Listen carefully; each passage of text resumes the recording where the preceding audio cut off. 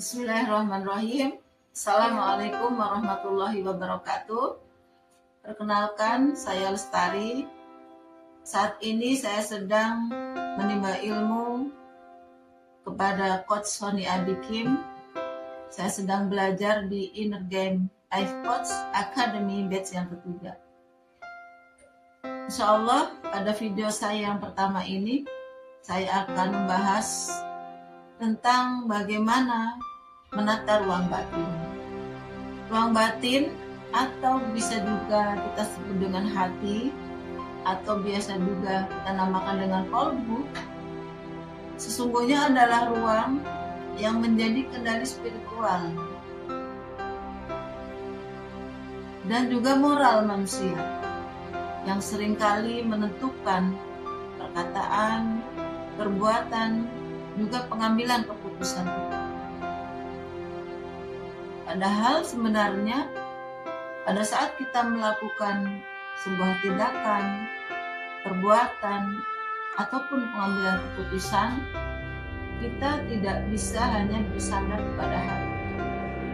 Karena Allah sudah menganugerahkan kepada kita pikiran untuk mempertimbangkan setiap tindakan, perbuatan, juga pengambilan keputusan kita.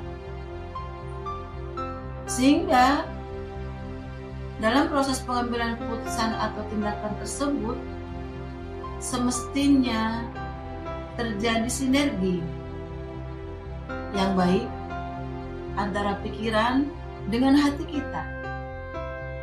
Hati adalah sebuah wadah yang seringkalinya menjadi tumpuan kita dalam bersikap atau berbuat.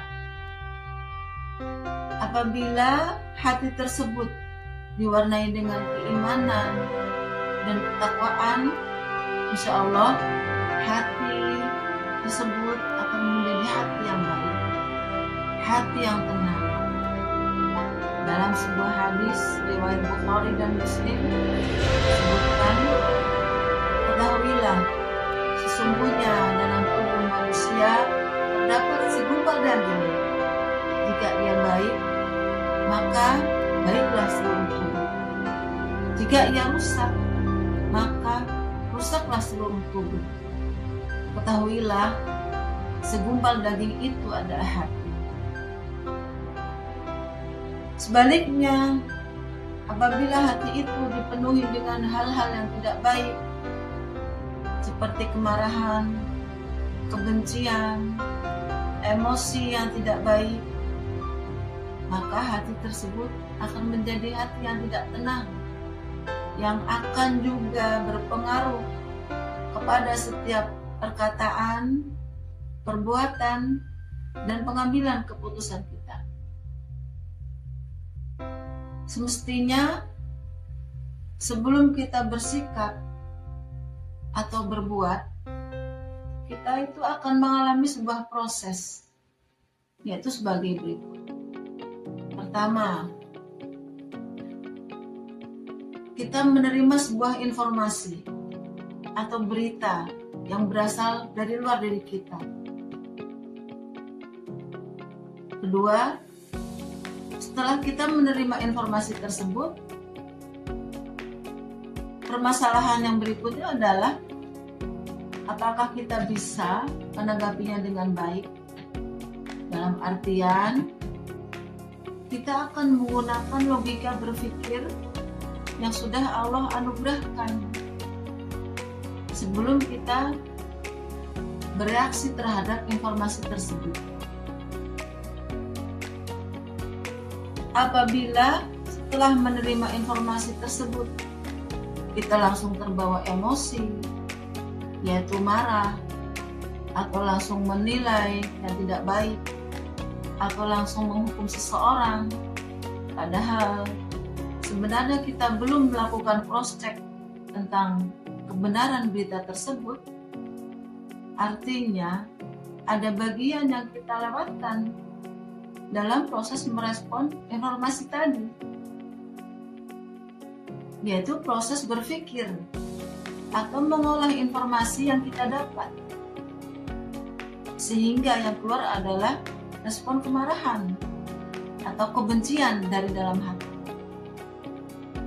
Saya akan berikan contoh peristiwa yang mungkin juga sering saya alami, atau mungkin juga teman-teman pernah alami juga. Misalkan seorang ibu yang dia sedang berada dalam rumahnya, kemudian secara tiba-tiba dia menerima sebuah informasi tentang anaknya yang sedang berada di luar rumah. Anak itu sedang menuntut ilmu di sebuah sekolah. Sang ibu menerima informasi bahwa anaknya melakukan sebuah pelanggaran di sekolah tersebut. Kemudian saat anaknya pulang ke rumah, tanpa bertanya kepada sang anak tentang kebenaran berita tadi, sang ibu langsung marah-marah. Dia mengatakan hal-hal yang tidak baik terhadap anaknya. Apabila kondisi ini yang terjadi, maka artinya ibu itu belum menata ruang batinnya. Ibu itu melewatkan proses berpikir yang sehat tentang anaknya. Dia melewatkan proses mengolah informasi dengan logika yang baik tentang anaknya. Dia biarkan hatinya mengendalikan diri dan nafsunya. Maka yang timbul dari kondisi ini adalah luka batin pada sang anak, serta rusaknya hubungan antara ibu tersebut dengan anaknya. Maka yang perlu kita perhatikan adalah bagaimana caranya kita menenangkan hati, supaya hati ini tidak sampai mendominasi tindakan kita. Nah, saya akan sampaikan sebuah teknik yang saya pelajari di Inner Game Life Coach ini, yaitu teknik yang bisa kita lakukan saat hati kita bergemuruh, terutama saat kita menerima sebuah informasi dari luar diri kita. Teknik ini disebut dengan teknik sajdah. Sajdah adalah sebuah singkatan dari sadar, jeda, dan pilih. Teknik di mana kita akan berusaha untuk mengumpulkan kesadaran saat kita menerima informasi, kemudian kita melakukan jeda, kemudian kita memilih tindakan yang baik yang bisa kita lakukan. Dalam contoh kasus ibu tadi yang menerima informasi tentang anaknya, apabila ibu itu melakukan teknik sajdah, maka yang terjadi adalah sang ibu akan berusaha menyadari perasaannya. Sang ibu akan jujur pada perasaannya.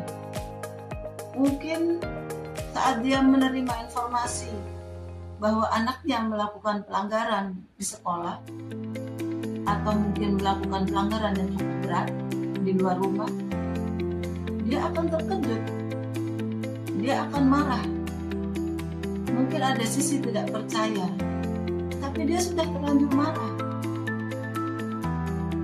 Dia ingin segera meluapkan emosinya kepada anaknya.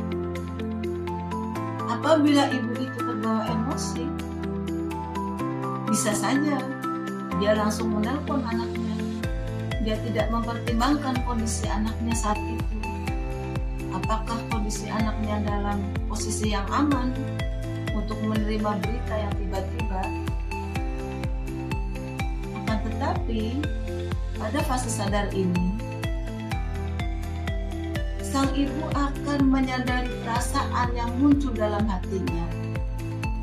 Akan tetapi dia tidak membiarkan hatinya bergejolak dengan perasaannya. Pikirannya berkecamuk, hatinya bergejolak, tapi dia tidak membiarkan dia terbawa oleh emosinya.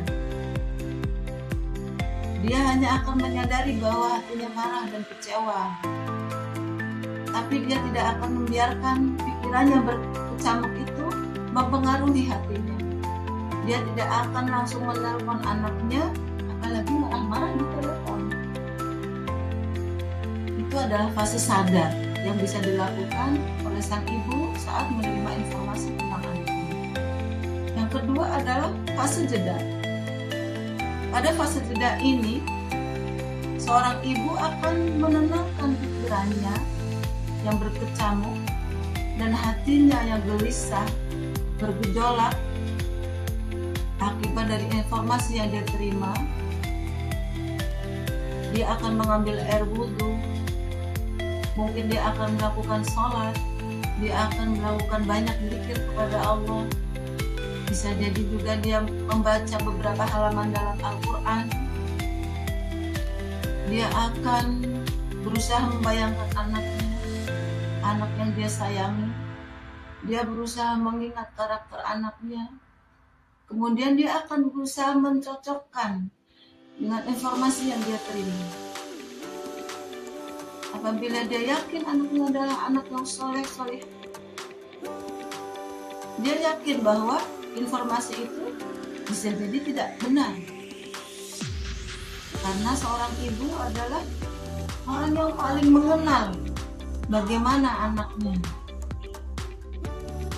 Dia tidak akan begitu saja menerima informasi tentang anaknya yang melakukan pelanggaran itu. Kemudian di fase yang ketiga adalah pilih. Fase ini adalah fase di mana seorang ibu akan memilih sikap yang terbaik dalam merespon informasi yang dia terima. Sehingga saat anaknya pulang ke rumah, dia tidak akan langsung membahas berita tersebut. Dia tidak akan langsung menanyakan kebenaran informasi yang dia terima, tapi dia akan mencari waktu yang tepat. Dia akan menunggu anaknya untuk beristirahat dulu. Dia akan mendekati, melakukan dialog yang baik dengan anaknya. Pada saat yang sudah tenang, barulah sang ibu akan menanyakan kebenaran atau ketidakbenaran informasi yang dia terima. Karena sang ibu ini sudah melewati fase jeda, dia sudah melewati fase jeda itu dengan sholat dan banyak zikir kepada Allah. Dia sudah menyerahkan kondisi hatinya kepada Allah. Dia menyerahkan seluruh kebenarannya kepada Allah. Maka apapun yang dia dengar dari anaknya, dia sudah menyerahkan semuanya kepada Allah. Apabila berita tersebut ternyata tidak benar, informasi tersebut ternyata tidak benar, maka sang ibu bisa bernafas dengan lega dan tidak terjadi luka batin pada anak, juga tidak terjadi kerusakan hubungan antara sang ibu dengan anaknya. Sebaliknya, apabila berita tersebut ternyata benar, maka seorang ibu yang sudah menyerahkan seluruh urusannya kepada Allah, dia akan mendengarkan anaknya dengan penuh perhatian. Kemudian dia akan mengajak sang anak ini untuk mencari bersama-sama, mencari solusi yang terbaik untuk permasalahan yang sedang dia hadapi. Nah, kondisi yang seperti ini akan bisa terwujud apabila ruang hati sang ibu itu sudah tertata dengan baik, sehingga hatinya itu dalam kondisi yang tenang. Hati yang tertata dengan sangat baik adalah hati yang selalu ingat kepada Allah, hati yang selalu menyandarkan semua urusannya kepada Allah. Itulah hati yang tenang. Menata ruang batin ini berarti kita tidak menggantungkan emosi hati kita kepada pikiran kita. Kita tidak menyerahkan kondisi hati kita kepada berita-berita yang kita dengar. Kita tidak menyerahkan kebahagiaan hati kita kepada apa yang ada di luar diri kita, tapi hati yang tertata dengan baik, ruang batin yang tertata dengan baik adalah kondisi hati yang tenang, yang selalu bersandar kepada Allah, ingat kepada Allah, dan menyerahkan seluruh urusannya kepada Allah. Seperti itulah kondisi hati yang tenang. Hati yang tenang adalah hati yang tidak mudah bergejolak oleh pikiran. Hati yang tenang adalah hati yang akan membawa kebaikan untuk dirinya sendiri dan juga untuk orang-orang yang ada di sekitarnya. Maka apabila kita sudah bisa menata ruang hati kita dengan baik, kita tidak akan mudah menilai berita apapun yang kita terima dari luar diri kita. Kita akan lebih mendahulukan pikiran yang baik, sehingga nanti akan terjadi sinergi yang baik antara pikiran dengan hati kita sebelum kita melakukan sebuah perbuatan ataupun mengambil keputusan. Kita akan tetap tenang meskipun banyak informasi yang mengguncangkan pikiran. Kita tidak langsung emosi atau tidak langsung marah-marah. Kita tidak akan langsung ikut-ikutan menilai yang tidak baik. Itulah kondisi hati yang tenang. Sehingga itulah pentingnya menata ruang batin.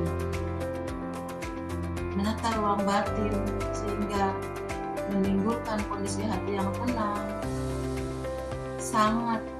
sangat berpengaruh pada diri kita juga orang-orang di sekitar. Sekian yang bisa saya sampaikan untuk materi ini. Sampai jumpa di video saya berikutnya. Assalamualaikum warahmatullahi wabarakatuh.